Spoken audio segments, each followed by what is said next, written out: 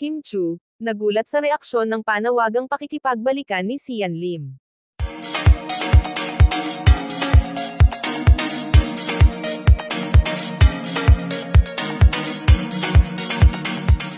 Nagulantang si Kim Chu matapos marinig ang pahayag ni Sian Lim na nais nitong makipagbalikan sa kanya. Ayon sa aktres, hindi niya inaasahan na magsasalita pa si Sian tungkol sa kanilang nakaraan. Ibinahagi ni Kim na bagamat nasaktan siya sa naging paghihiwalay nila, pinili na niyang mag-move on at pagtuunan ng pansin ang sarili. Aniya, hindi madali ang pinagdadaanan niya pero natuto siyang maging matatag.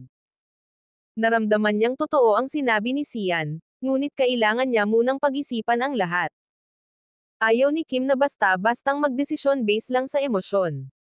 Marami ang nakikisimpatya sa aktres at nagbibigay ng suporta sa kanya.